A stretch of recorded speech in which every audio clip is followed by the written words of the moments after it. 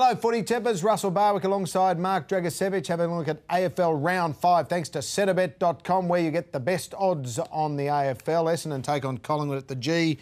Anzac Day game. I wish I played in one of those. I bet you did too. Oh, definitely. It's the biggest game outside the final series. 90,000 will be there. Essendon have a few outs. I'm still not quite on board.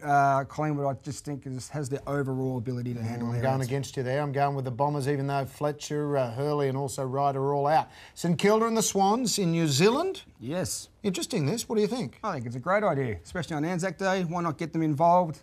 It'll be interesting to see how many fans turn up. The Swans last week got showed up a little bit, but the Saints, they just can't have them at the minute. Well, can you have your boys? Richmond over in Perth at Patterson's against the Dockers. I'm so disappointed. They are currently the lowest tackling team in the league. Yeah, I noticed that. And pretty much lowest contested possession team in the league. That's a Damien Harvey team. Yeah, that's unlike what we saw at the start of the year. They were pretty intense, but I didn't believe they'd be poor on the tackles. Might be a little bit forward by their hell for leather style, attacking the footy, but it's actually, their tackling's got to improve. Hurts them at the other end, of course, I'm going to tip actually Fremantle against the Tigers. Okay, that's the Friday games. The Saturday games, GWS, the Gold Coast. Flip of the coin, who are you tipping? Huge crowd there, Gold Coast for me. I'll be at that game. I don't know whether it's fortunately or unfortunately. Carlton take on Adelaide at the MCG Saturday afternoon. I'm actually going to go with Adelaide to come over here. They've got midfielders that can kick goals.